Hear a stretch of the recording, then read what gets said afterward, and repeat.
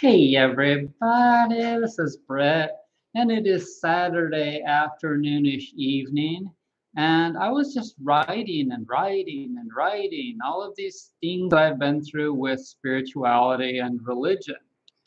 And I thought, hey, it'd be probably interesting to some people to hear about my experiences with going to gatherings and stuff. So here you go. See if I can find where I was. So somebody was asking about how we pray and what we think about prayer and all of that. And I was telling her how I've been praying to God to tell creation that I love my dog. Okay. But then I decided to start getting into, my experiences, many of them with religion. And I wrote, I have been to many religions/spiritualities. I was born in Utah, for those of you that don't know, as a Mormon. I like some things they project and dislike others. And that goes for all of them, all these religions that I'm going to tell you I've had experiences with. The least advanced religions come from the Middle Eastern countries. And as you'll soon see, that's not the same with all of them, but that's my general thinking about them. And it kind of coincides with the people in the regions in the world. That's what I think. Okay, so the next most primitive are the Catholics. And many of you can relate to that for a lot of different reasons. Look at the people to see who's walking the walk and who's not. Southern Baptists owned slaves, and so how advanced of a person is that's owning slaves? How spiritually progressive is that kind of a mentality? Seventh-day Adventists are vegetarian and vegan. This shows truth and character. Unitarians care about the environment. This also is a progressive and intelligent mindset. Are they too far right, conservative? Are they too far left, liberal? Who's balanced? Are they hypocrites? Yeah, that's a huge one to ask because so many of them are hypocrites. And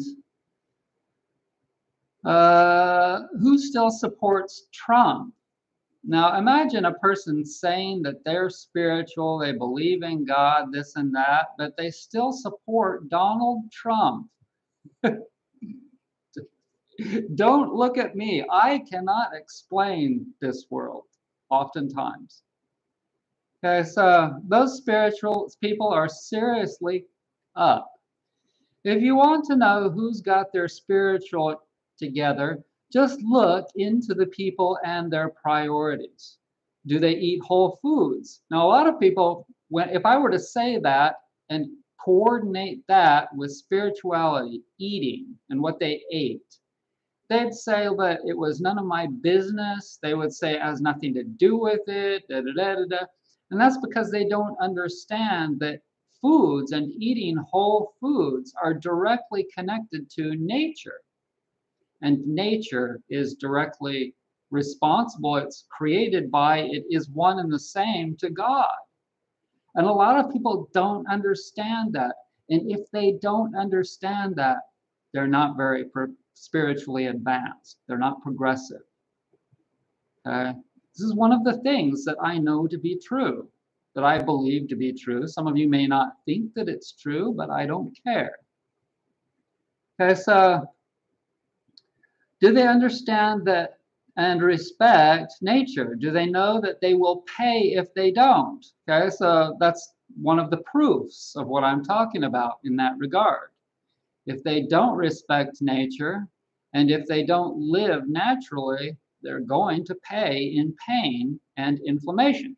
Okay, so specifically, when your body gets inflamed because it has toxins and chemicals and or parasites and this and that in it, that's because it's doing that. It's the inflammation response. The inflammation response happens as an action to eliminate that for which it doesn't want in it. It's opening up. The tissues are opening up. When the tissues open up, inflammation, it hurts. It hurts. It's painful. Okay, and it's also, this inflammation response is also a lesson to be learned, to not do those things, whatever it may be that you did to create the inflammation. You don't want to do that anymore. And if you do, you will pay, because all of these things, all these chemicals in our world, your body doesn't want them in it. So it all coincides. Science and nature and the herbs and all of the practice things that we do, it all coordinates, and it's all part of spirituality. For those of you that don't see this connection. So these things are not in the Bible, okay? So you won't see me reading the Bible, because I don't pick up on all of these old things that were written from people God knows how long ago, all these primitive people that had wars and killed each other and did all these horrible and dastardly things. Okay, so I don't want to read any of their writings. I have no desire. Okay?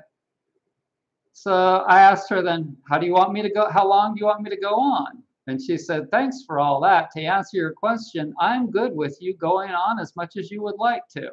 100%. So I'm like, oh, okay.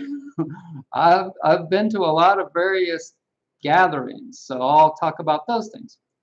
I really enjoyed the dances of universal peace. That's the Sufis. Okay, so although I told you that most Muslims are primitive, the Sufis are more advanced than most. I love doing the dances in Salt Lake City and Silver City, New Mexico. Let's see just how many people are with me now. Oh, 3 people. I'm so excited. 3. Oh, six viewers.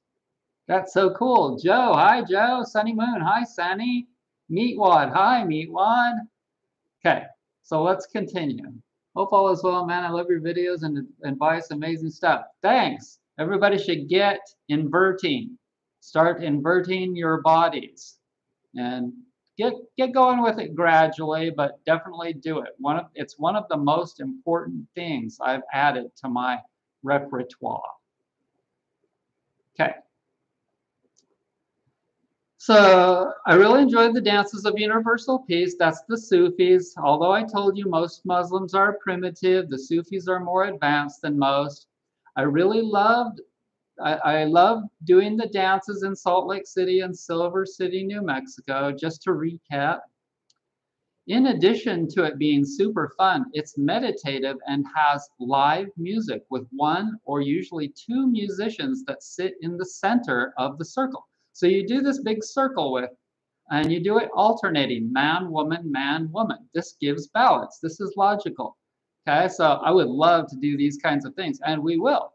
We will do these kinds of things in my group that I'm creating in the country, my Advanced Holistic Health Eco Village, Holistic Eco Village, Holistic Homesteading Eco Village group.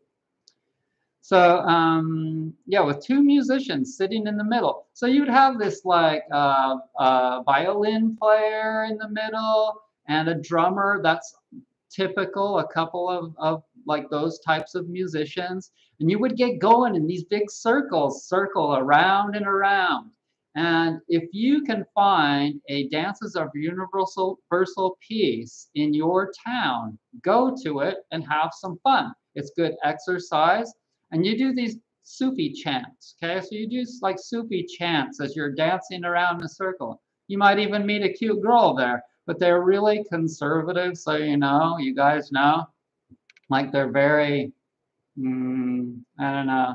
They're not as bad as like the, what do you call them? Not the Amish, but the, like Amish or like the other ones, Mennonites. Okay, so they're not wearing like little flower dresses like the Mennonites. Like some of those are just like nutsoid people, They're not bad, but they're just kind of nutty. But go to some dances of universal peace. That kind of a gathering by the Sufis is kind of called that because they're trying to introduce Americans to their dances and to their spirituality. And they're very, very like peaceful people. They're very peaceful and they're very non-violent. Okay, so they're one of the good Muslims groups that I enjoyed going to.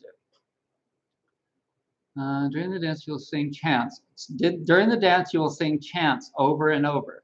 And then I put, did I tell you that I think your picture is very sexy? Off topic. Yeah, she's pretty cute. So, okay, so one bad sign from the Mormons is that they press their members for 10% tithing. Okay. Just look at the size of their temples. And I put a picture of their Los Angeles Beverly Hills temple right here. Look at this. That property is like a block. It's like a full city effing block in Beverly effing Hills and Bel Air, okay? If you ever go to LA, you'll probably drive right by it on Santa Monica Boulevard.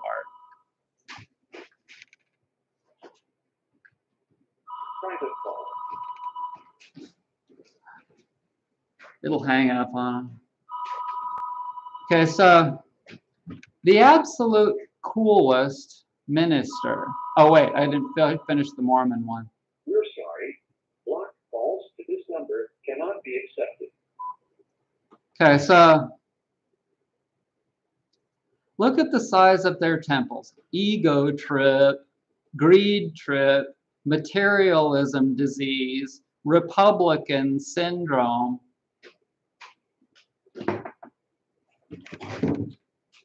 Hang on a second.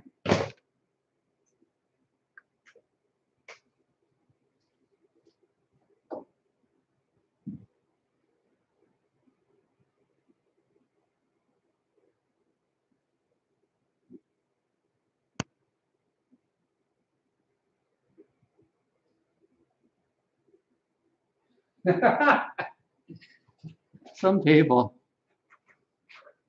Okay, let's see who's still with me.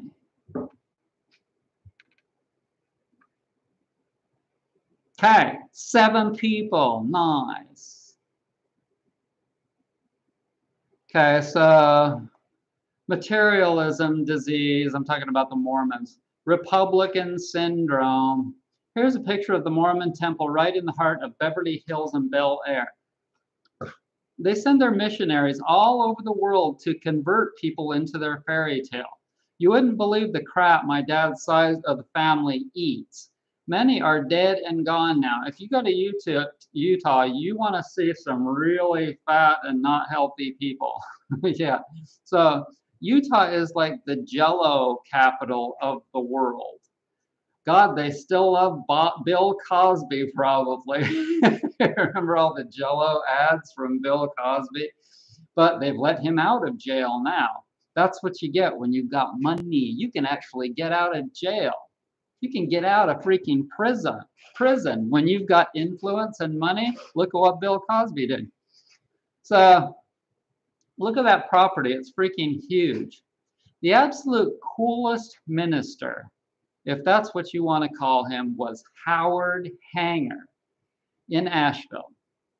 So the first time I went there, he walked up to me. Oh, and that's the place is called Jubilee. So if you ever go to Asheville and you want to go to a cool spirituality, at least back then when I went about 10 years ago, Howard Hanger of Jubilee. I mean, Howard is retired now, but you can still go to Jubilee. Somebody else is the minister there now. But they're open to all denominations and all mindsets and all everything. And it's just a cool place to go that you can enjoy singing. You could sing all kinds of rock and roll songs. Yeah, rock and roll songs. You might sing a Beatles song. All you need, everybody, all you need is love. Ba, ba, da, da, da. Or just about like almost anything.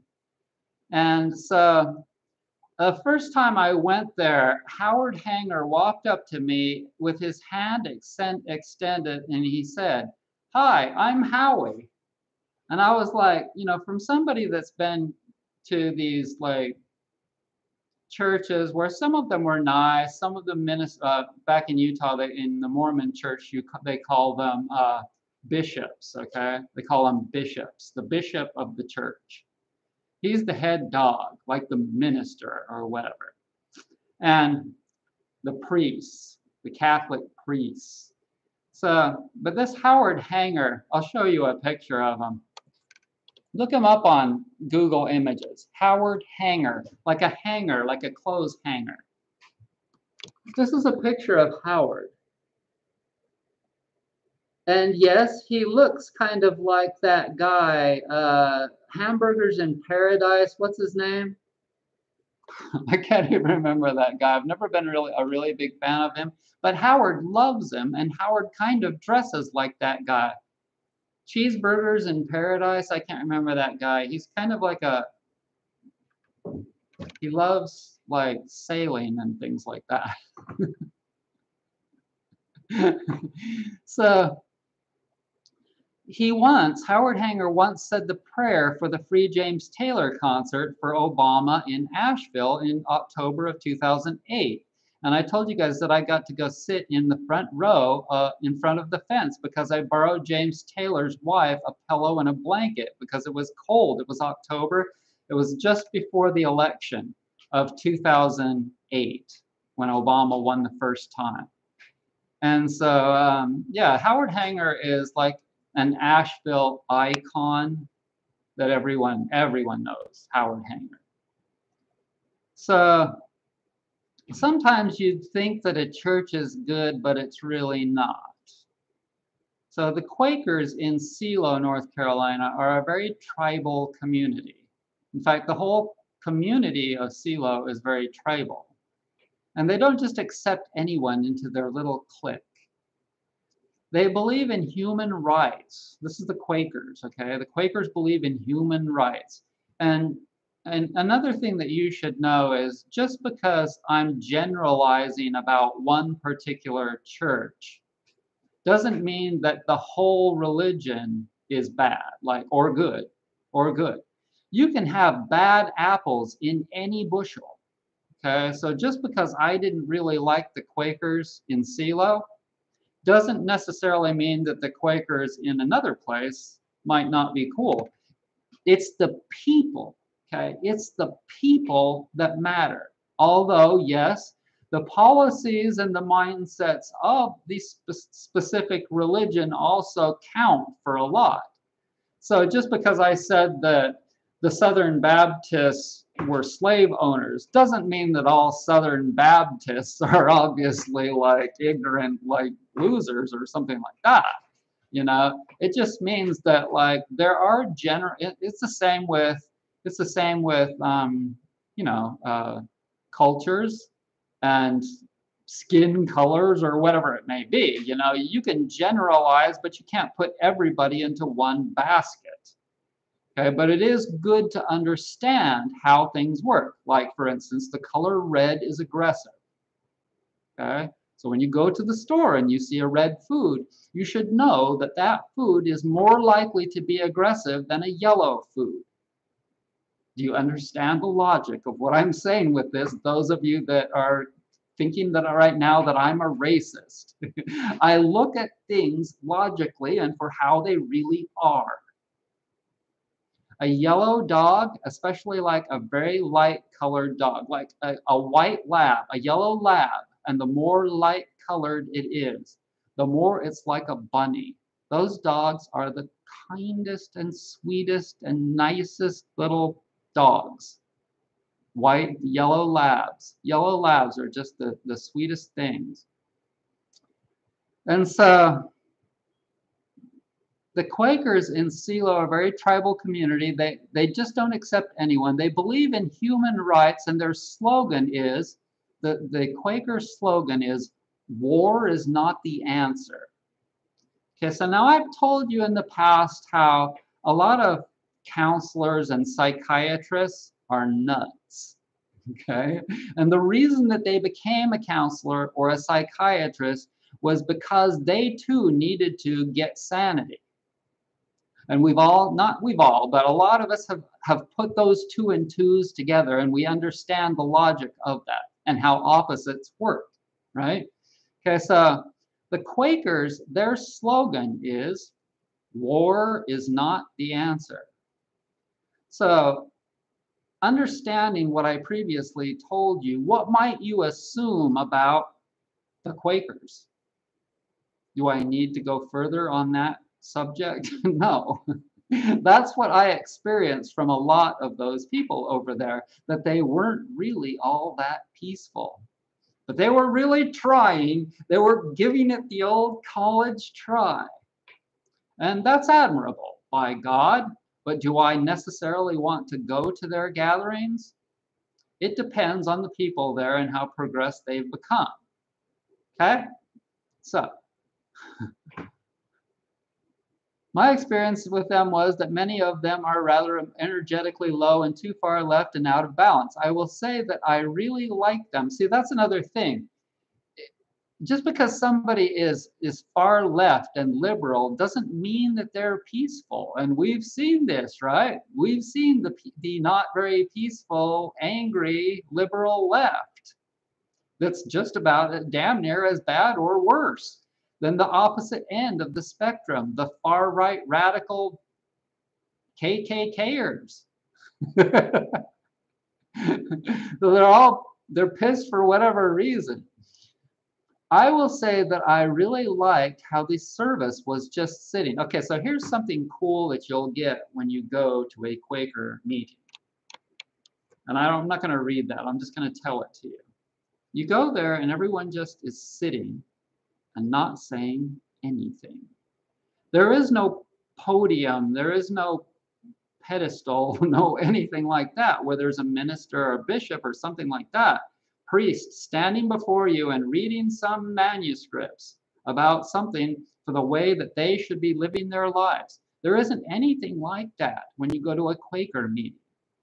Okay, and this is cool. I like it. But while you're sitting there quietly, if something comes to you, this is kind of cool.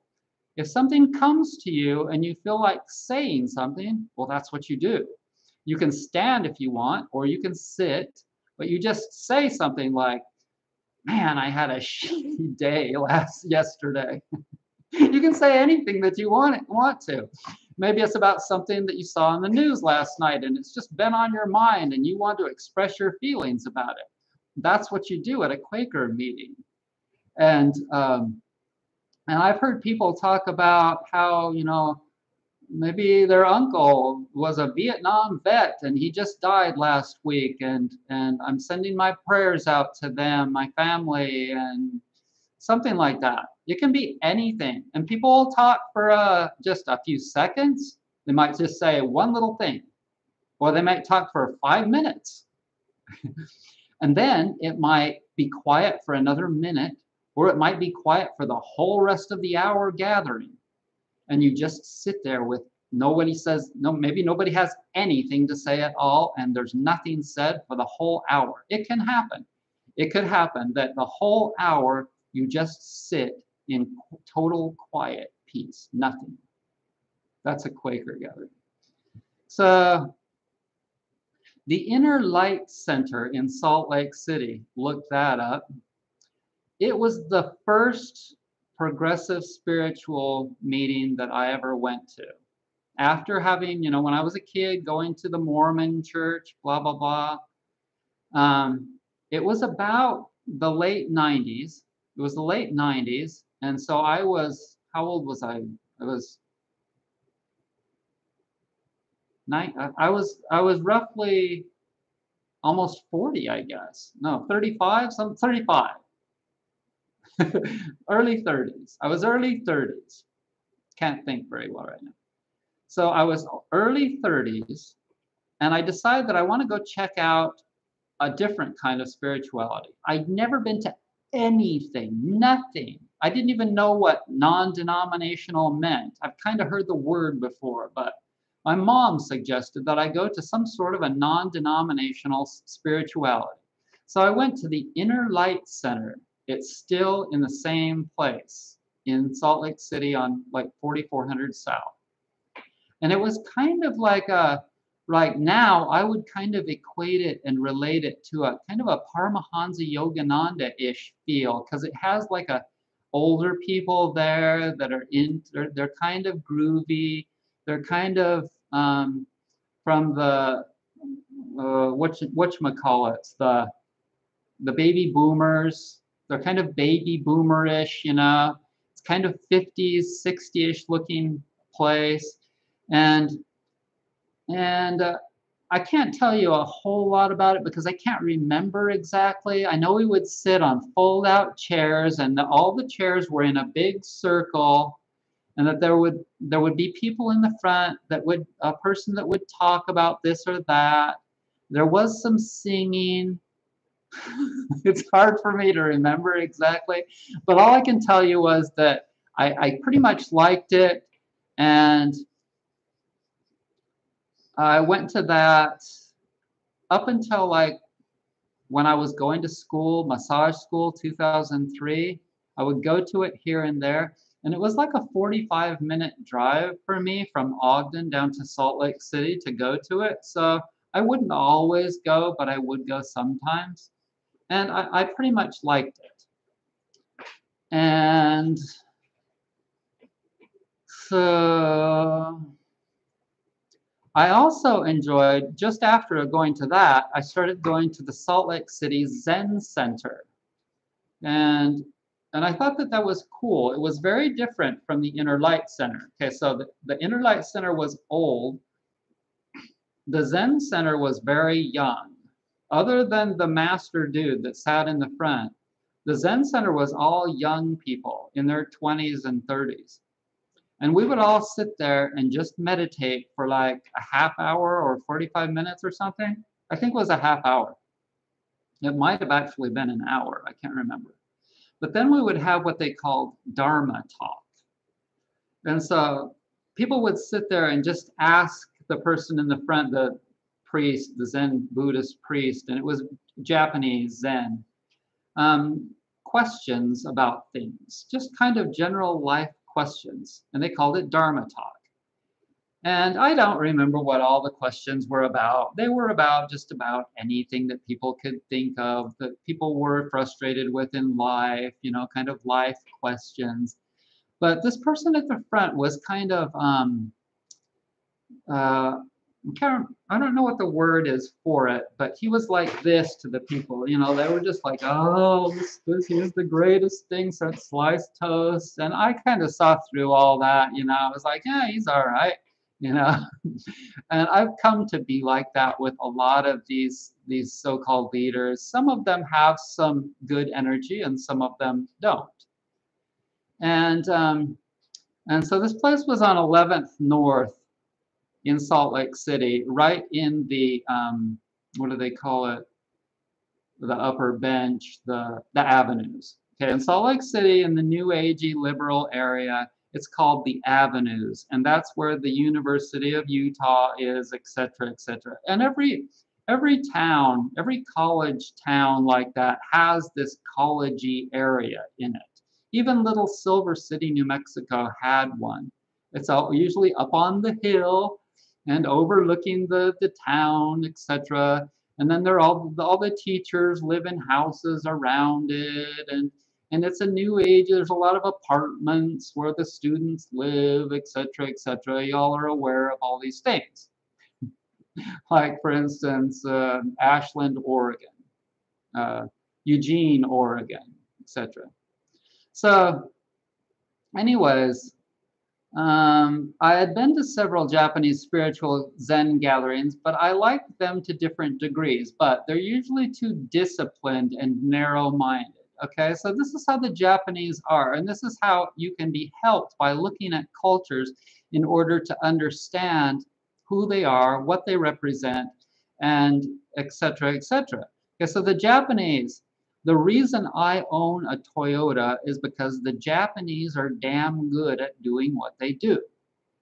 Okay, but their spiritual mindset is also paralleling their work ethic. And some of the experiences that I've had with them are that they're just too tunnel visioned in regards to spirituality. Because spirituality is not like that, at least for me.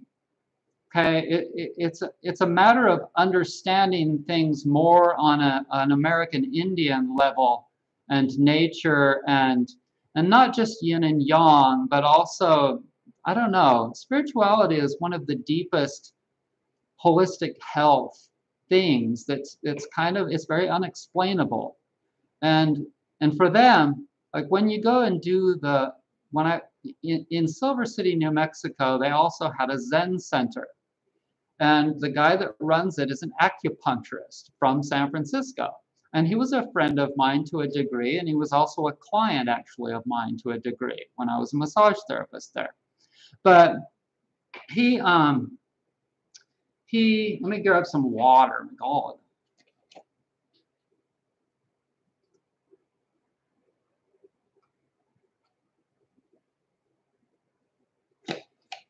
He would have a meditation every morning, early in the morning, like 6 in the morning. So he'd go over to his house, and behind his house, he had built a little Zen meditation building directly connected with a hallway to his house so that he could walk through the hallway and go into the Zen meditation center. And you can check it out online if you want to, Silver City Zen Center. And you can go there in the morning if you live in Silver City and meditate early in the morning. And when you're meditating, you sit on a little cushion looking at the wall. You don't look at each other like you would think would be logical. You don't look at anyone. You're facing the wall. Now you can close your eyes or you can keep them open, I think, but you face the wall. And I just felt so degraded with doing that. It was kind of like, it reminded me of how my dad would make me sit and look at the wall when I was a kid as a disciplinary action for hitting my brother. Serious. Maybe that's why I felt bad about it, because I had to look at the wall. And so I only went to that 1 or 2 times, and I was just like, screw that.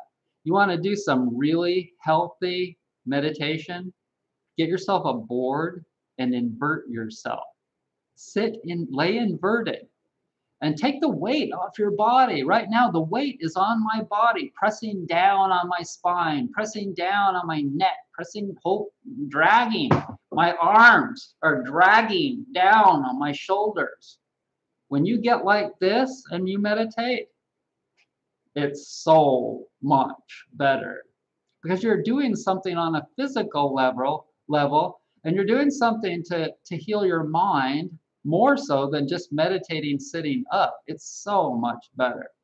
And you only have so many hours in the day, and you might as well sit and get your stretching. See, when you're stretching and you're inverted and you massage at the same time, you're getting a lot more bang for your buck. It is amazing. You get twice as much done because you're using effing gravity. I'm going to keep beating this into y'all's heads, every one of you, until you start either going outside and laying inverted on a hill when the weather is nice. Take a nice wool blanket so you don't get wet. Or get yourself an inversion board and do it indoors. Better off do both. Or if you just want to buy something, then go on Amazon or whatever and get an inversion table. I saw one, there's a good one for $130 on Amazon. But anyways, and then in Asheville, I stayed with this woman when I first moved there. What was her name? I can't remember her name.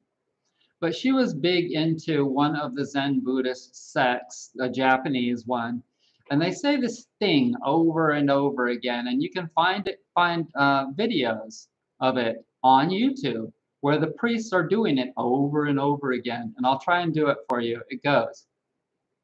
And I'll try and even do the accent. Let me see how many people are with me. so that I've got the pressure. Okay, I've got 9 people watching me right now. This is a lot of pressure to do this, very much like a Japanese chant, okay? So here we go. So much pressure.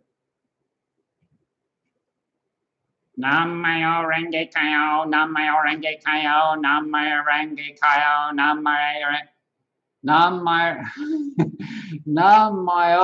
Renge Kyo, Namayo Renge Kyo, and you can do it in different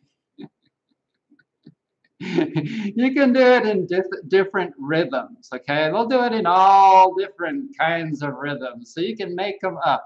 Namayako Renge Kayo, Namayenge Reke Kayo. It kind of flows, you know. Namareke Enge Reke. She did that every day. I lived at her house for a week or two or something when I first moved to Asheville because I needed to find a place to stay. And so I would hear her in there doing this over for like a half hour or an hour. It was her practice that she would do it every day. And so what else? Let's see. I could tell you a lot more of my spiritual experience, but at the moment, my connection with God, nature, the animals, the trees, the sun, the planets, etc., is really unexplainable. Humans are not the most important thing, as many think. Okay, so the reason they think that is because that is what they are, humans. Okay, so if you're a human, you think that you're the, you know, if you're an elephant, you think that you're the, if you're a rock, you think that, man, we're the most important things. Us rocks, we're the most important things in the universe. Without rocks, you wouldn't have minerals.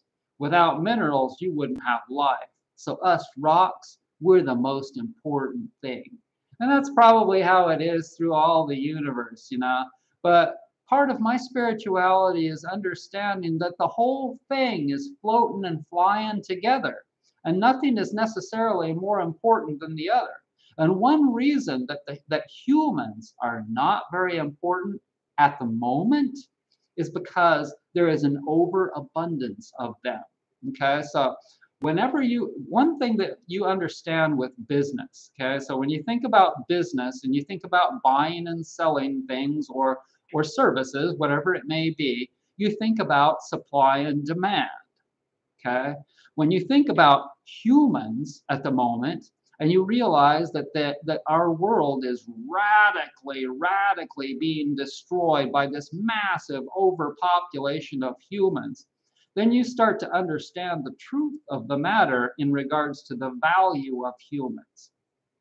The value of humans on the Richter scale or in the stock market right now has dropped out of the barrel to the bottom of the bucket, down the toilet. Okay, it may have at one time human value may have been 100, but right now the value of a human being, depending on where that human is located and how much value that, but because of what they do for the world or what they don't do for the world, to the world, etc., etc., that determines the value of the human. And I can tell you right now that a lot of humans have a negative value, which means that they're causing more grief than they are value to our world. So a lot of billions and billions out of that 7.5 billion have an actual negative value. People like prisoners, okay?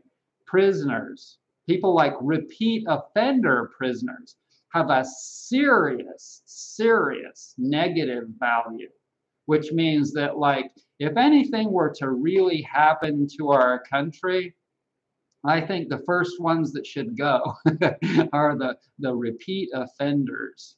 Okay? They just cost us money, but they don't do anything. They just sit, they get to sit and read or watch TV. They get an hour to go out and exercise. They enjoy all the benefits of freedom, other than they get to do whatever they want to do in a room. All of us have been having to sit in our rooms for the last almost 2 years, or year and a half. Okay? They get to just sit in their rooms and they don't have to do any work at all. They get a free meal, several free meals every day. Da, da, da, da, da, da. They get to meditate as much as they want to. They could probably even build an inversion table in jail. They could probably set some kind of a slant thing against their bunk. So you get what I'm telling you. Okay, there was a silverback gorilla that was killed in the zoo because some woman let her freaking little shit fall into the gorilla enclosure. And so the silverback was playing with him, dragging him around in the water and stuff. And what did they do? They shot this very, very rare and absolutely gorgeous silverback male gorilla and killed him. And this kind of a thing is absolutely sickening and goes against nature. To save this little crapper kid. And oh man, that is so wrong. All of it. The whole thing, the whole zoo, everything about the zoo is wrong. And then killing this rare, beautiful silverback gorilla to save a human, that human will cause more carbon into this world and more grief, and probably end up in jail because his mother isn't raising him right. My God, all of the things. And so these are just my thoughts and feelings. And some people may say that I'm not very spiritual because I'm not following the Bible or something like that. Well, blah, blah, blah, blah, blah, blah, blah. Okay? So, look at how primitive people were in the past. I'm not buying into all of their... And the real Jesus, okay, so here you go. The real Jesus would tell them all, a lot of those people that are so-called followers of Jesus, to off. Okay? That's what I think, that the real Jesus would tell them for their materialistic lifestyles. And like, what do they do? What do they do for our world? So that's my thoughts on spirituality. And a lot of people that watch me, they really understand my mentality. They really get it, that I'm not buying in. See, if I had stuck with all of the things like the medical industry and just sitting on toilets, for instance, so many idiocies. There are so many illogical idiocies that humans have created so that they can make it easy on themselves. Air conditioning. There are so many things that humans have created that just make them weak and stupid, weak and stupid.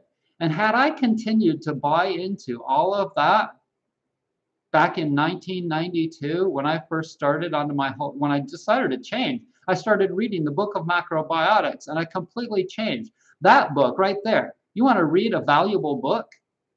Throw away your freaking Bible or your Bhagavad Gita or whatever.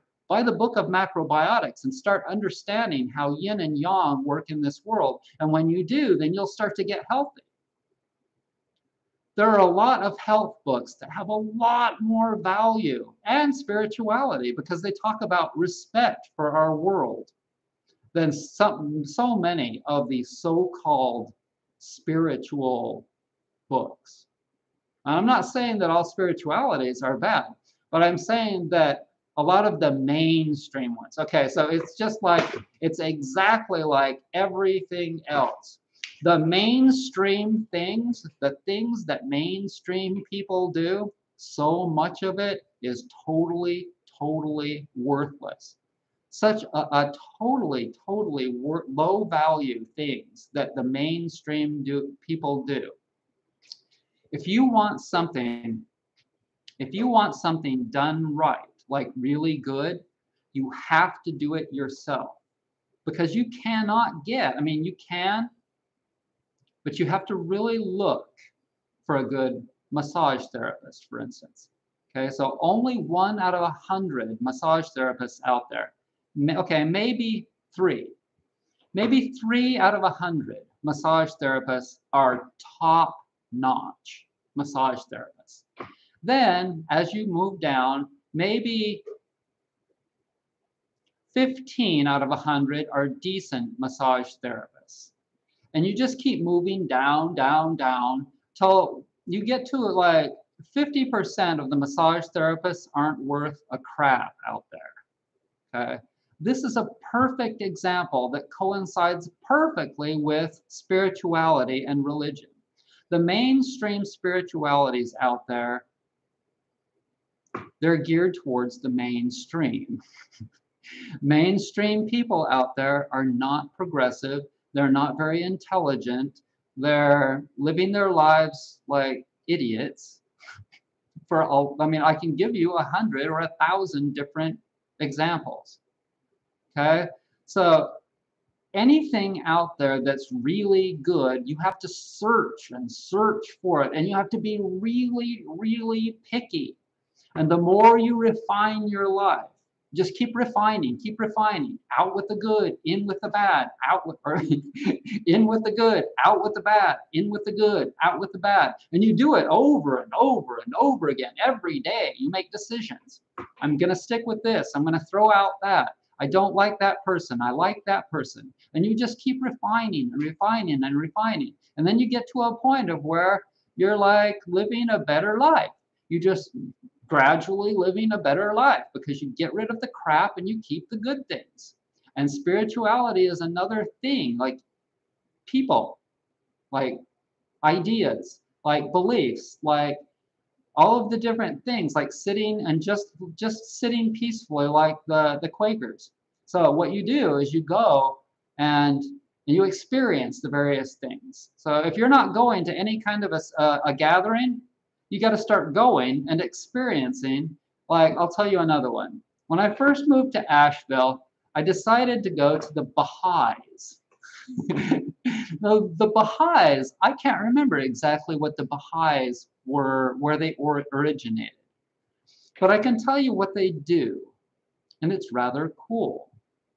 They do this sound, and it's called hue. And it goes like this. You can do it lower if you want to.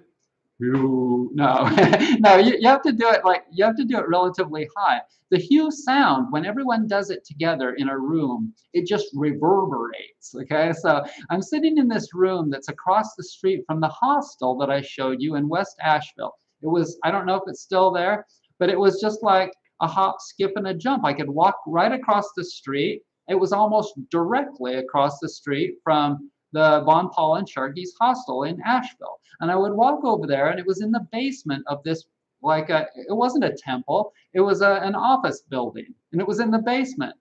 And we would go in there, and maybe it used to be an office building, but now the whole building was the Baha'is. B-H-H-I, Baha'i. I know, I'm going off on a tangent here. But it's fun to talk about spiritualities because they're so interesting. And you would sit there and we would talk about various things, just life things, I think. And then to start the meeting, we would do the hue sound. And to end the meeting, we would do the hue sound. And we would do that hue sound for a long time.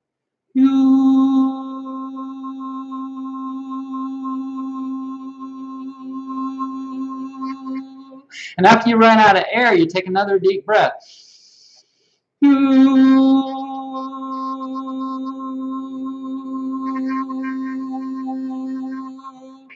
Okay, so there was something about, and there is something about sound. And if you've never been to a sound gathering, you should go to a sound gathering where they've got, you know, brass bowls, crystal bowls, dingling things. You might do like David used to do this. David is this Jewish old, not really a friend anymore because he betrayed me for money mindset, Jewish money mindset.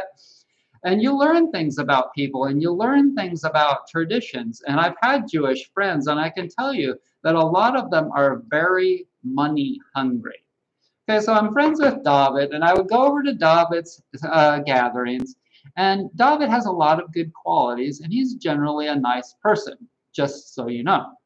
But David would have these sound gatherings, and he's got a lot of money, so he can afford to buy all of these bowls, tens of thousands and thousands of dollars worth of crystal bowls of all colors, the best that you can buy. Oh, and those will happen to be from Utah, from somewhere in Utah, in Salt Lake City. And I don't remember the company. But he would play all these bowls. But sometimes we would do these human sound gatherings. Okay, so whenever you go through the octaves or through the notes, octaves of that you're able to create with your larynx, with your body. Okay, so you start out, when you do that, it opens three things up. The vibration opens things up in your body. Okay, so, and you can really feel it. It's amazing. You can go to YouTube videos and do these sound healing.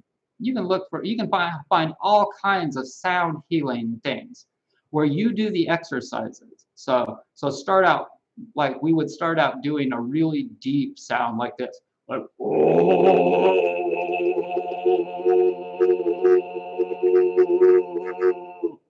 okay, so that comes from down there. It comes from down there. Your chakra's down there, okay? So then you would do a higher sound like, oh. So I have done all these different kinds of gatherings, and I can tell you that those sound healing gatherings were very powerful. Those sound healing gatherings are also very much breath work. So when you're doing that, obviously you're making a sound, but it's very fifth chakra. It's very good for your fifth chakra. And I hope that you all are eating seaweeds for your iodine, for your thyroid, and not iodized salt. You're not eating iodized salt, are you? If you are, stop and start eating regular salt, but also eating seaweeds so that you can get iodine to protect your thyroid, or thyroid, not thymus, thyroid. Okay, so in any case, it's very much fifth chakra, very throat, larynx stuff, esophagus. Yes, esophagus stuff. But it's also, depending on the tone, it's also connecting with other parts of your body. So the very, very high-pitched sounds are connecting to your pituitary gland in your brain. And David would always say that people have calcified pituitary and pineal glands in their brains. And that's from, he said it was from, whatchamacallit, in the water, fluoride. The fluoride in the water was calcifying people's pituitary and pineal glands, and that making a high-pitched sound. Okay, so the hue sound is not very high. The hue sound is somewhat high, but we would do this sound that was like the chipmunks. I gotta see how many people are watching. Okay. Okay, so woo, 9 people. It's a Saturday. You can watch it later. They can watch it later. Sounds like constipation, Taylor says. Okay, so Joe has a lot to say as usual. Brett, have you had any contact with a Hare Krishna? Oh my God. I have had a lot of contact, more so than anything else. with a Hare Krishna. But wait, we've got to go back and so when you're making a very high pitched sound, you can feel it in your freaking head. What kind of a sound would we make? Yeah, yeah. Okay. You have to make a face. You have to go.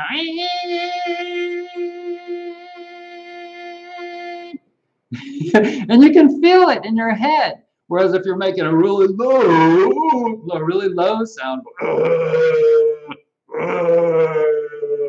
that's coming from your belly, you know, like your first or second chakra down there. It hurts my throat. It doesn't really hurt my throat, but like, like you could cough up a loogie.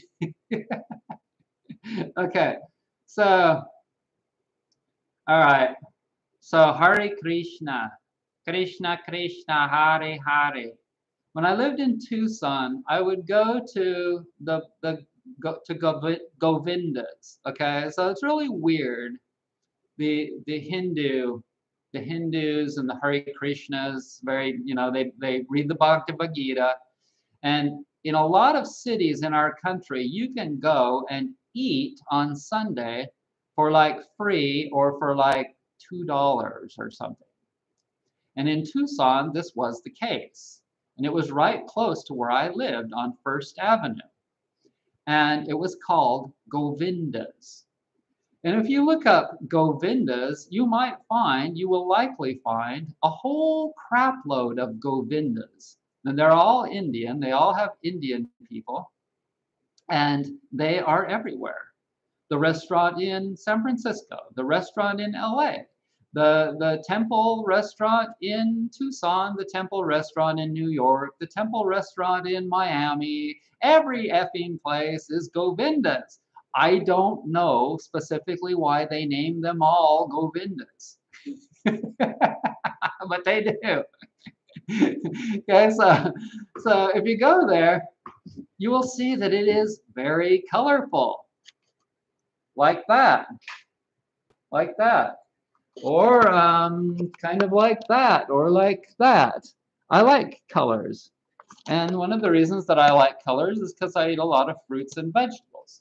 But yeah, you get to go there, and I haven't been to a lot of those. That's not where I have a lot of Hare Krishna experience. I have a lot of Krishna experience because I had a friend that moved to the big island of Hawaii, and he moved there with a pretty good chunk of money.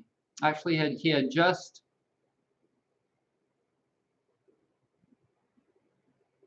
had sold everything. Trying to remember his story. He went to the big island. He had a pretty decent amount of money, and then it ran out. Over time, it ran out. And he was sitting in a park wondering what he was going to do next with hardly any money and just a bag of stuff on his, you know, a backpack. And all of a sudden, some Hare Krishnas come and encircle him and start chanting the Krishna chants.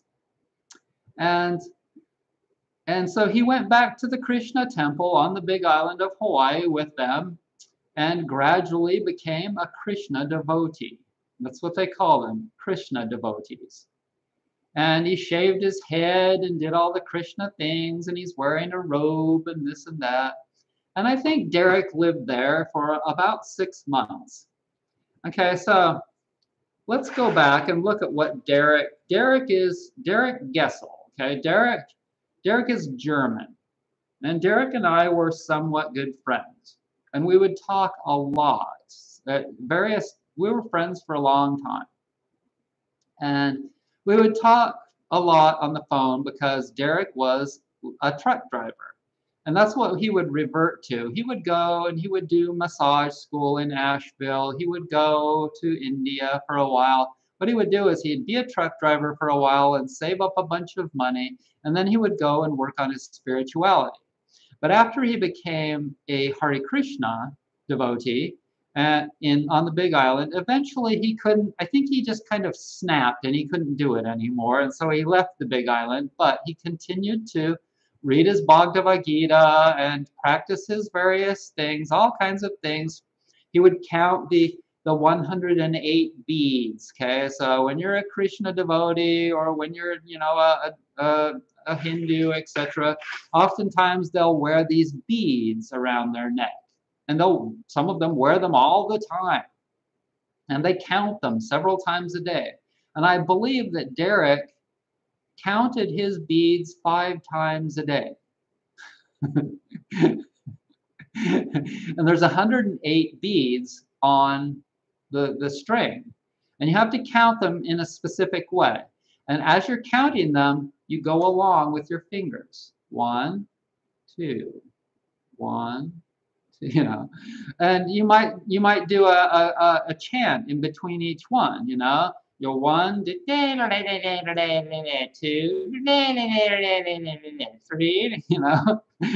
When you do this, he would do it 5 times a day, probably while he was driving. So keep that in mind. If you see I can't remember the name of his truck company, but I was going to warn you that if you see one, Derek was a very atypical German, okay, but beyond the atypical German, and that's probably why he was my friend, because we're like perfectionists.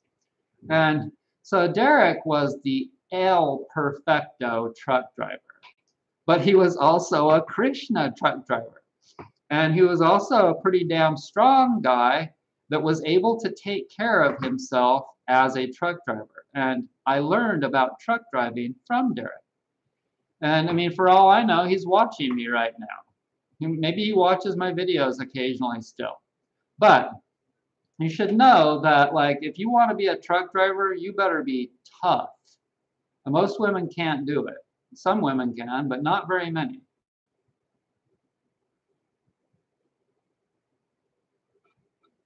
But that job, I learned about it. And even for Derek, which is somebody that really takes care of himself, and a guy that is not like thin like me, like stout, not heavy, but like strong and physically stout, okay, and able to lift, constantly unloading the truck, so he's like having to lift things and dealing with driving a truck for 10 hours or something a day, at least 8 hours a day. I think that a minimum, but he became the quintessential absolute perfectionist truck driver, and his company, a big company in the West, not in the East, awarded him with one of the new Silver Line trucks. Okay, so he got this Volvo truck that only a couple, they only awarded it to one guy in each of the outlets. So for Salt Lake City, he was awarded the silver truck,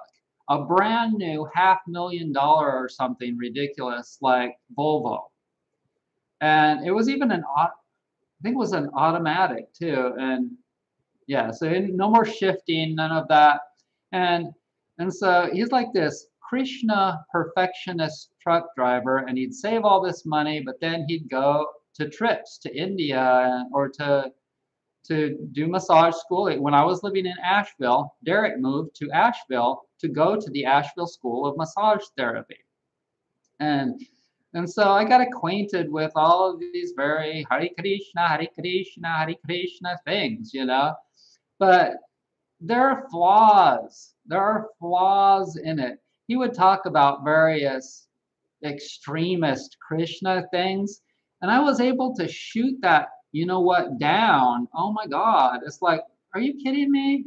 You're out of your effing mind. And then I would explain why that wasn't true, in logical terms, and there's no denying, And so what I'm trying to tell you is that when you experience all of these different directions or religions, and you see the various flaws that each one of them have, no matter who they are, you realize that it's good to take what you like and leave the rest.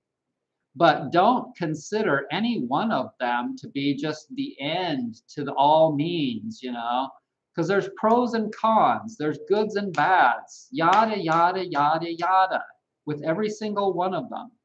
And some of them, okay, so I told you that I thought that the Catholics were one of the least advanced, most Neanderthalian religions, and they are.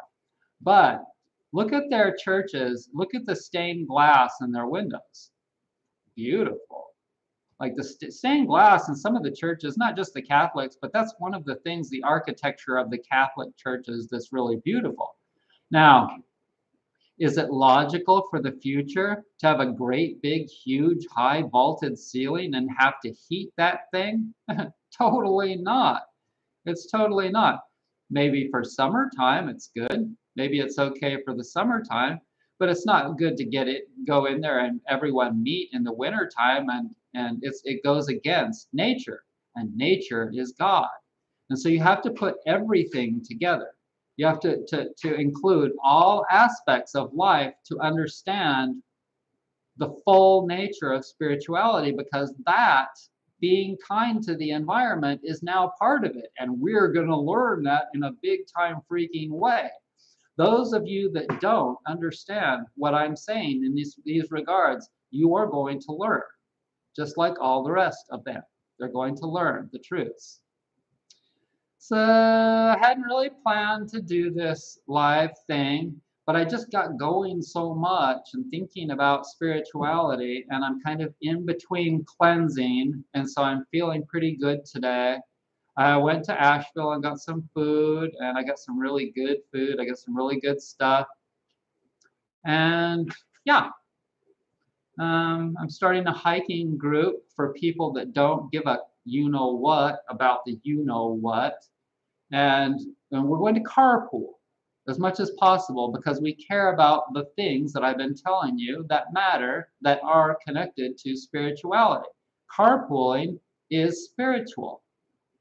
And if you were to walk up to the average person out there and say, is carpooling spiritual? A whole lot of them would say no, because they've never thought about anything like that before. But like I told you, they're going to start thinking about a whole lot of things. So let's see if there's any good questions here. Joe has a lot of stuff to say. Baha'is, aren't they from Israel or Lebanon? I am not sure, Joe, but the Baha'is that I went to were old people in Asheville. Middle-aged to older people in Asheville that gathered in West Asheville across from the hostel. Yeah. I don't think there was any, there might have been a few people that were like of Middle Eastern descent. I went to Govinda's in Sydney and then watched the movie on the Dalai Lama. Cool. Okay, so there's another thing. I really like the Dalai Lama.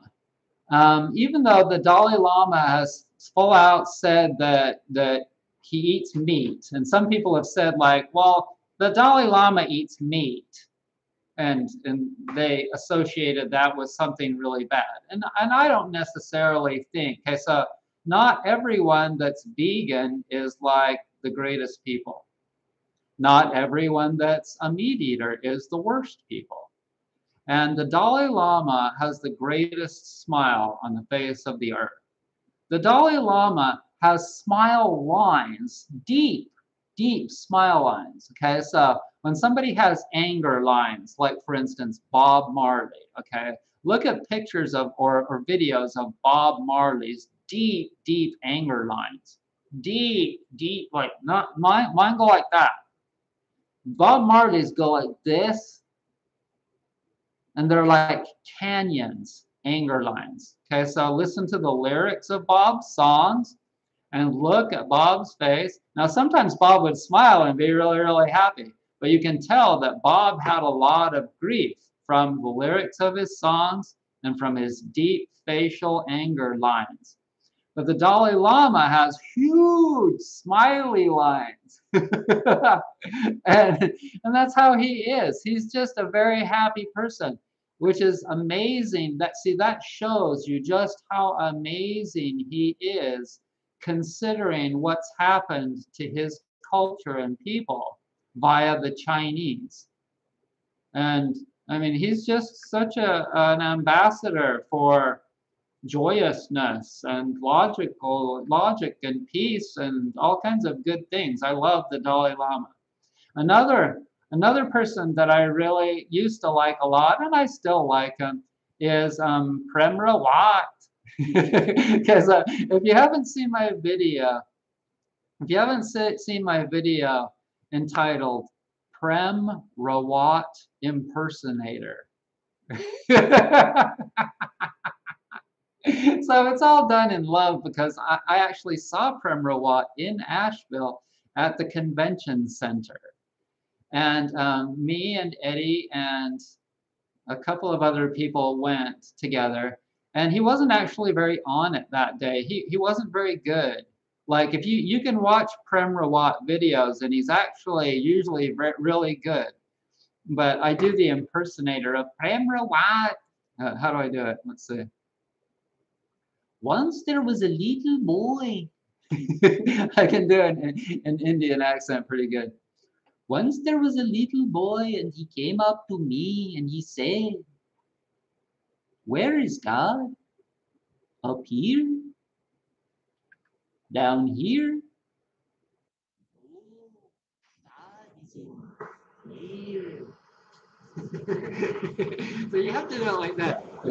Like, where is God? It's very nasal. You have to do it through your nose. Like the Indian accent of Prem Rawat and many Indians. I went to the store. You can really feel it in your nose.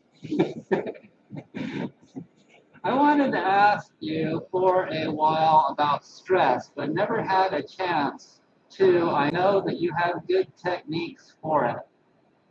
Well, Shanice, you can ask me about a whole lot of things in a holistic consultation. This is a good time and chance for me to plug my holistic consultation because I am a wonderful and knowledgeable person about 30 years almost of holistic health and spirituality and stress knowledge. And see, the thing is that when I go through a consultation, we talk to you about all your various not benefits, but your positive strengths, your negative things, and we analyze your mental, physical, spiritual, and emotional strengths. And we figure out specifically, we break them down. We'll go through like, okay, where are you really weak? And we'll ask you about, say, emotions. Say you're really weak emotionally. And then I'll be like, well, okay, why do you think you're really weak emotionally? Is there something that happened to you in your life that you keep thinking about that makes you really sad? That might have to do with the stress that you're experiencing? And we just break it down and break it down and break it down until we figure exactly what your problem is. And then we try and fix it in your mind or in your lifestyle or in your diet or in your whatever it may be.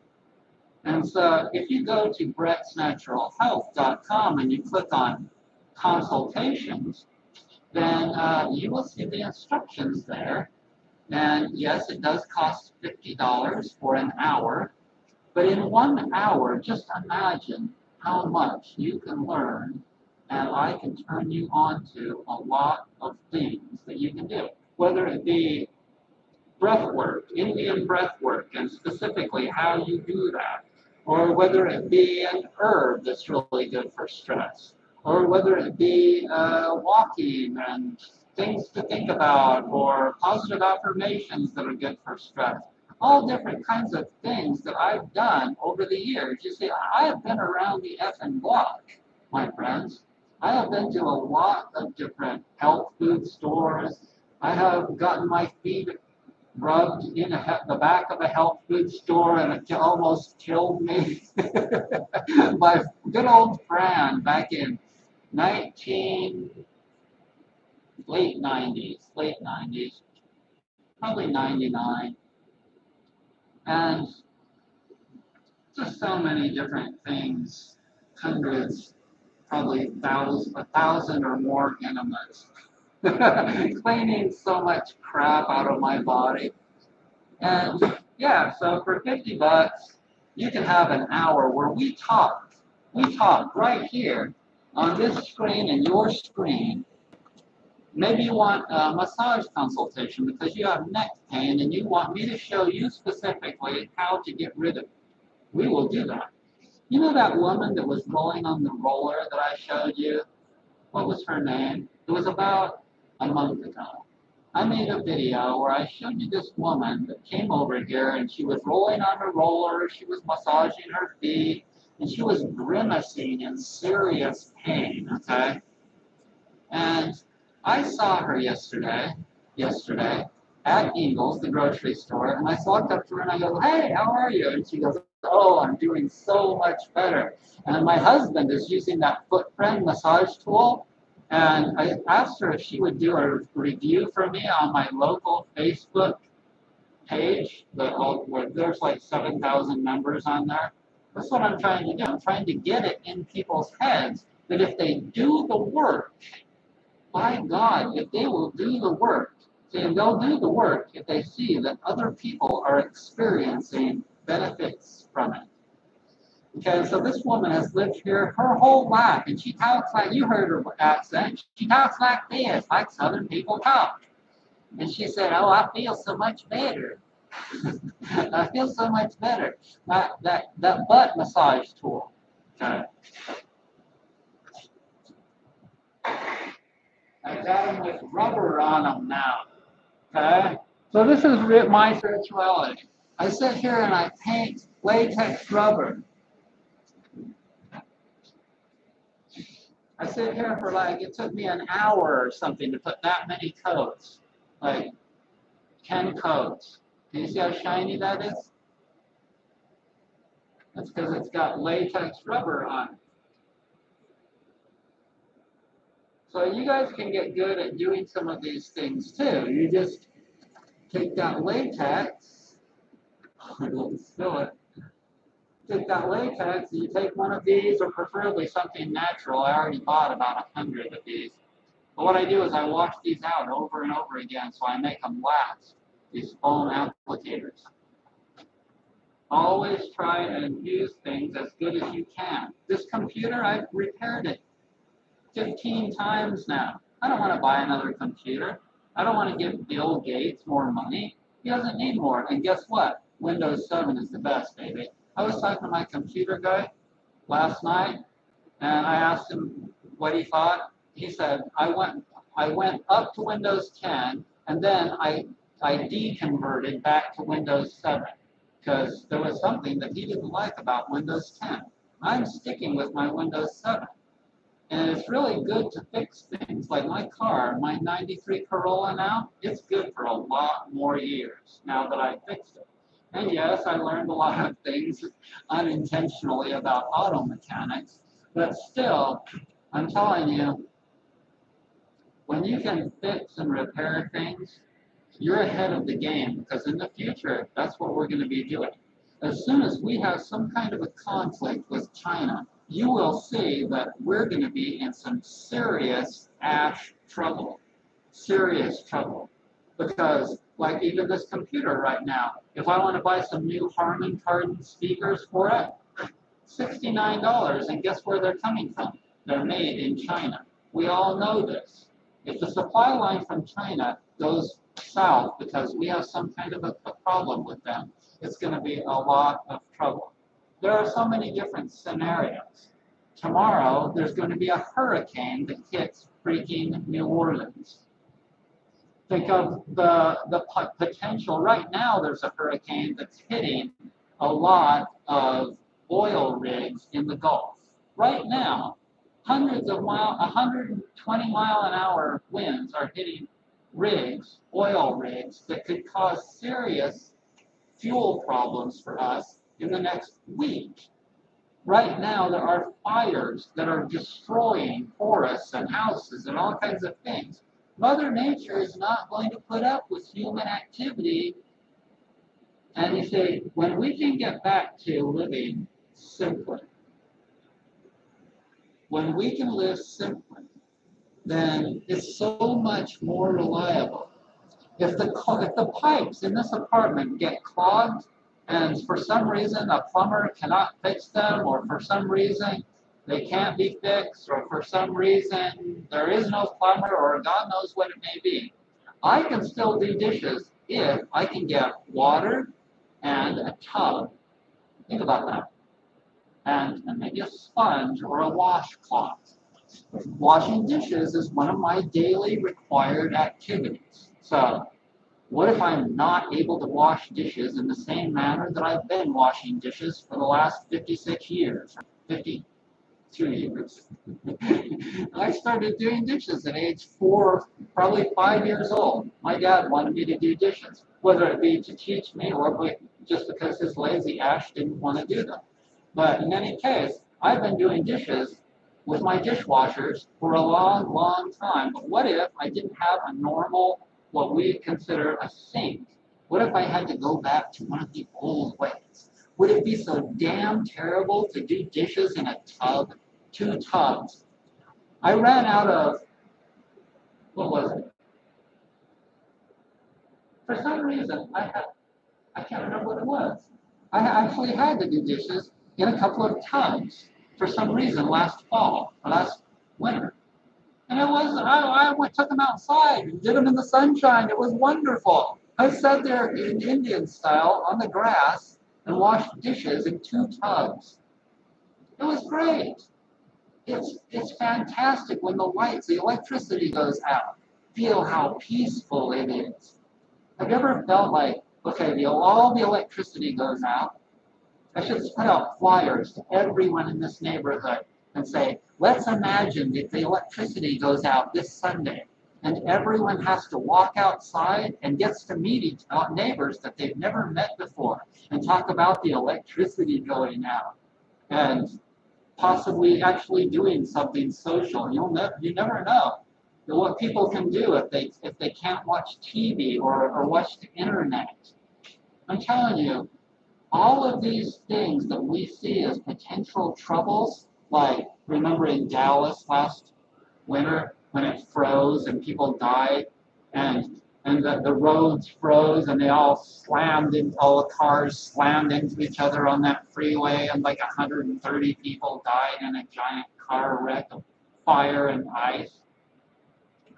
All of these kinds of catastrophes are teaching us things. And one of the things that they teach us is to simplify and go back to simple ways. And when we do, we find that it's so peaceful. It's so nice. It's like we don't have to drive every day. We don't have to necessarily have hot water. Right now, my hot water heater is turned off at the breakers. If you didn't see that video, go over to the Holistic Homesteading Group page and watch how I turned off the breaker for the water heater. Because it's summertime.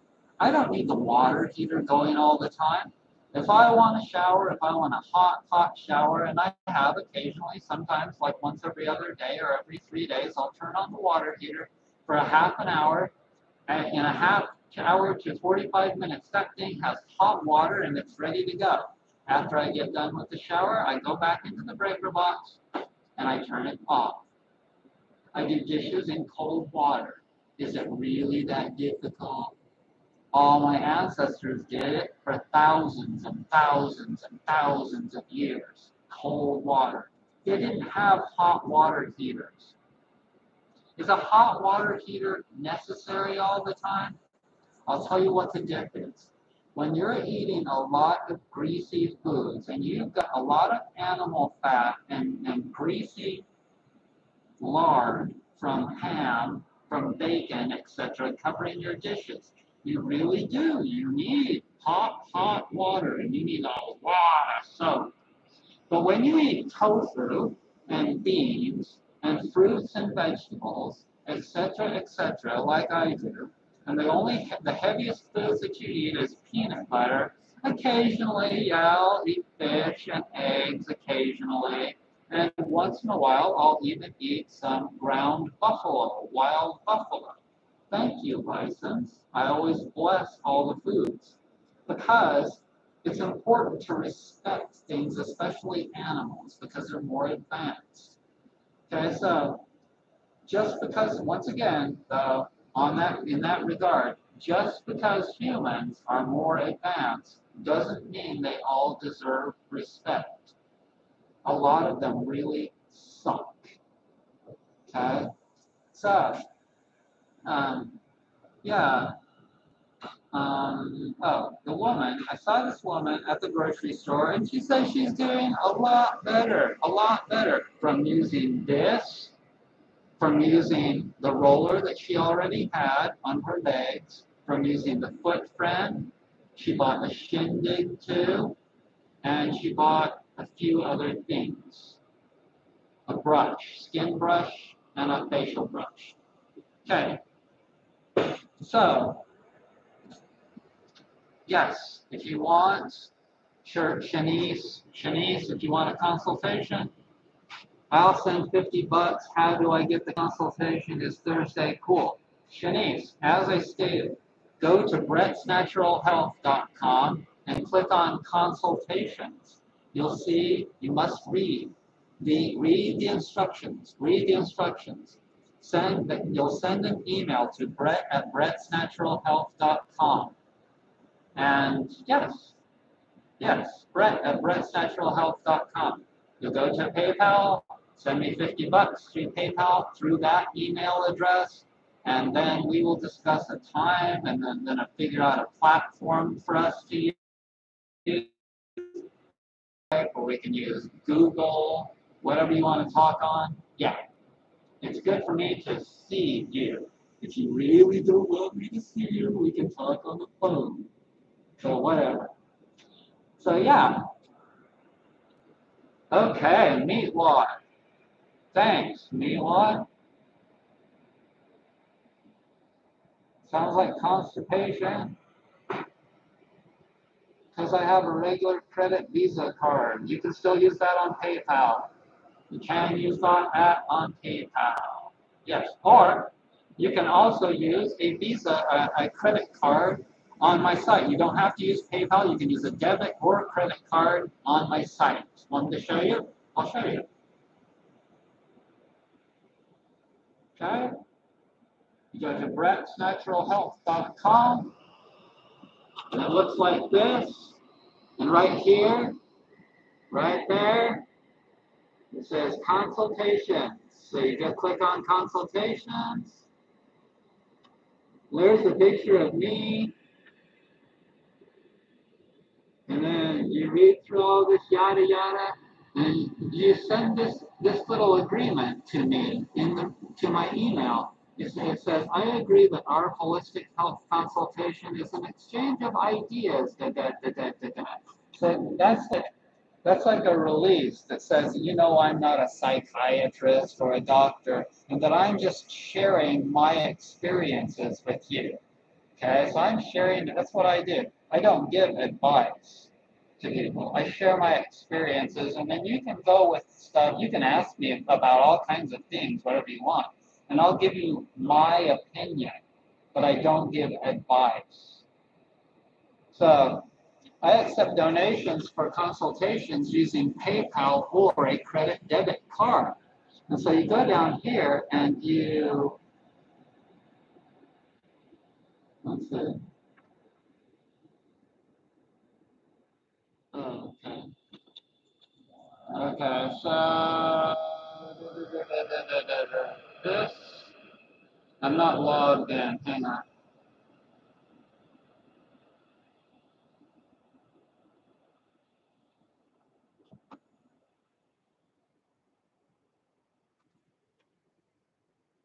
Oh crap, I have to look that up.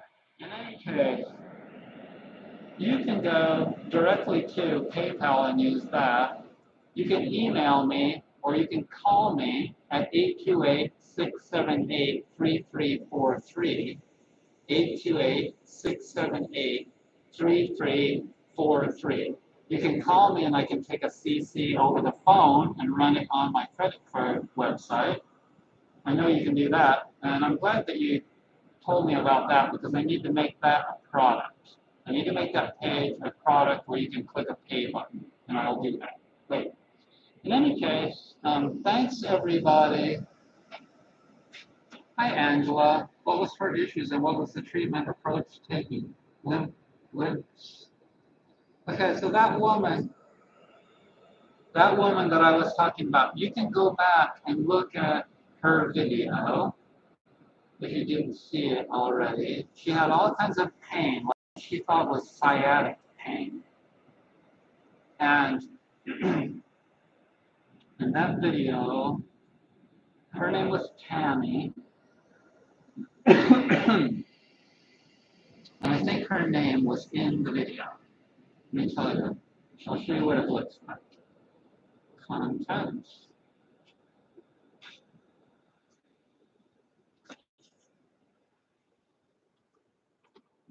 Okay, so here's my videos, and there it is, there she is, and the video is called Sciatic Pain Relief from Self-Massage. It looks like that. And it starts like this.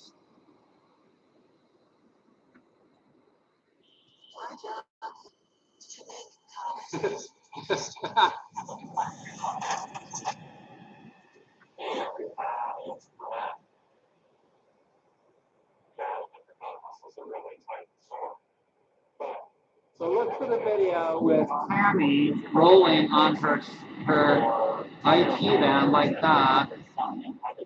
And she's the person that I saw at the store yesterday that said she was doing a lot better and that I was the only one. She'd been to all these doctors and physical therapists and blah, blah, blah, blah, blah.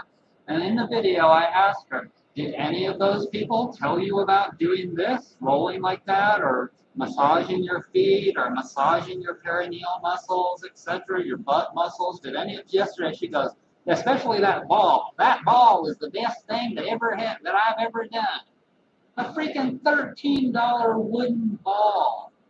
Okay? None of those losers ever told her anything about using a $13 wooden ball to get rid of her butt pain, to get rid of her sciatic pain.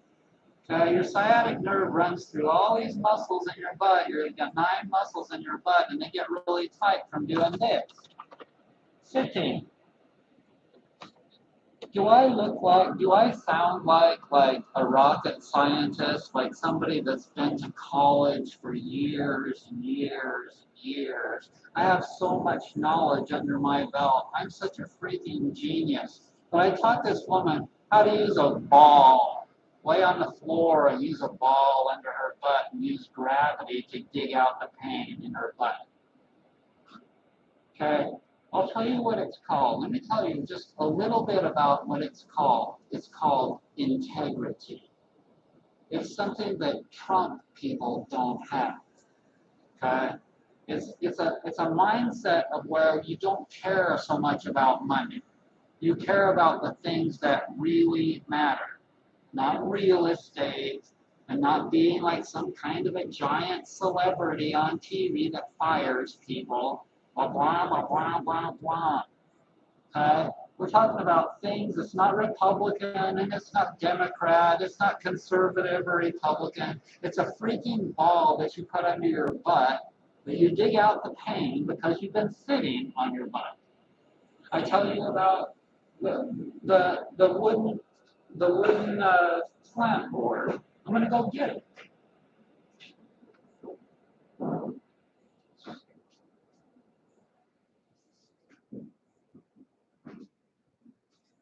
This is what I'm going to do as soon as I turn this video on. As soon as I turn off this video,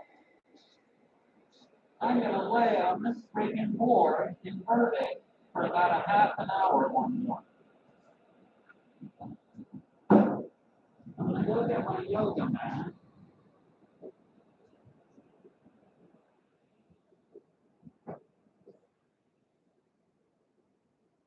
I'm going to wear these little red shorts.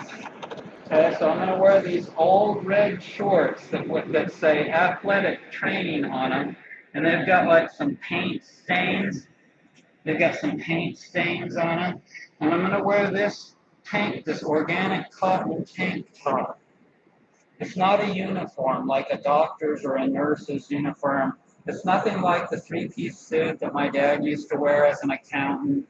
You know, it's got some toothpaste, some homemade toothpaste stain on it right there.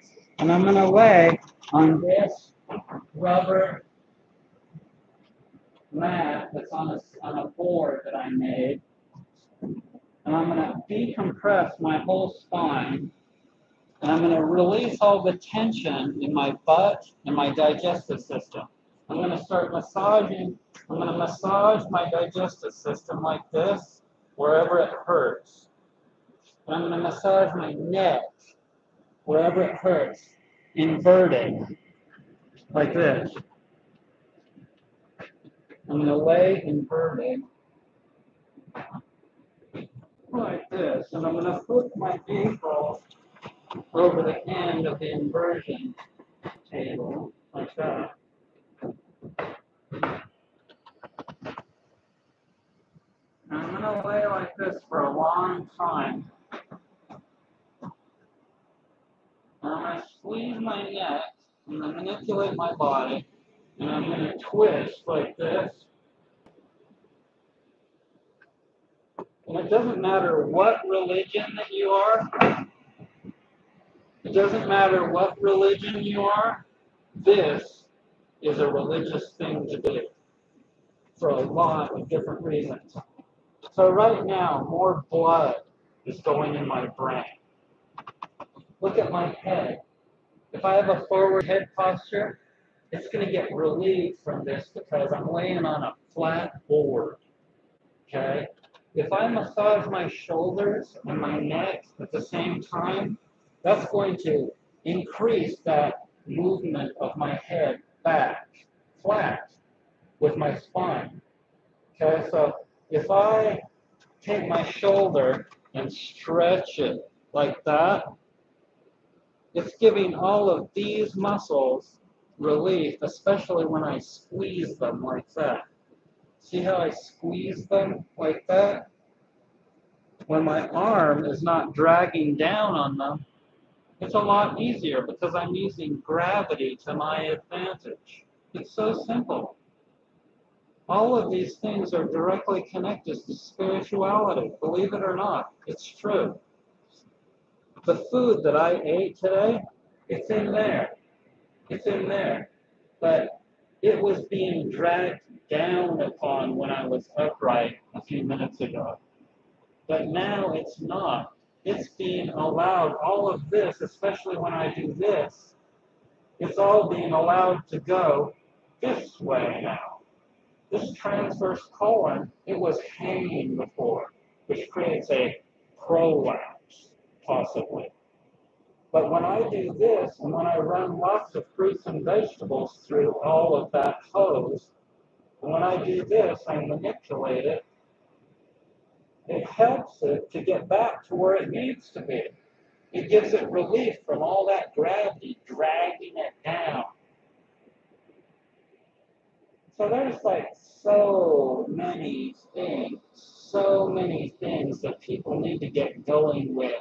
And it takes time, and it takes effort, and it takes getting into a new maybe occupation, a new lifestyle, all kinds of things to be able to free up that time that you need to be able to get healthy.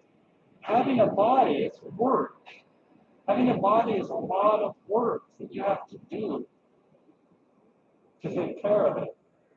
And if you just live a standard idiot American lifestyle, you won't be spending time taking care of your body. You will be spending time watching a sitcom on TV.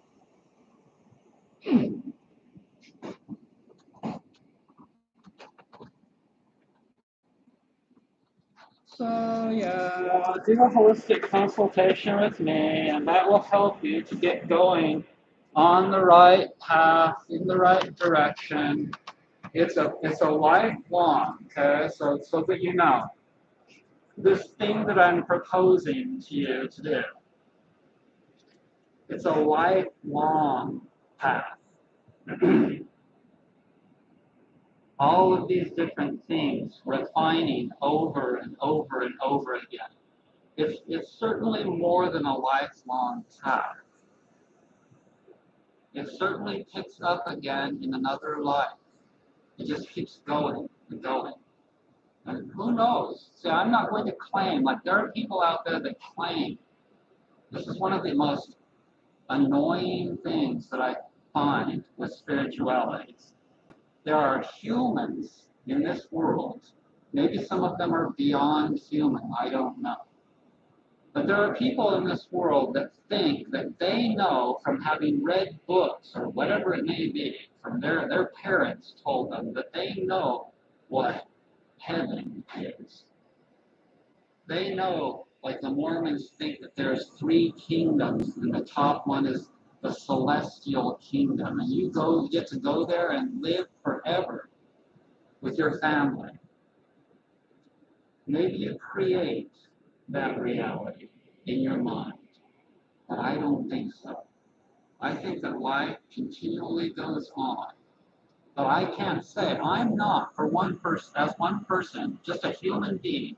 There's no way that I'm going to tell you that what I think about what heaven is and what God is the ultimate thing that God is. Because I don't know. I'm just a human. But what I do think is that people that do say that they ultimately know what it is, those people are full of. That's what I think. Heck, but I don't know anything. But I assume that they are full of, and I stay away from those people. So I want to thank you so much for joining me.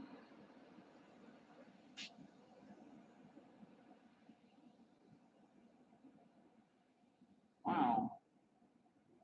I can't even find you.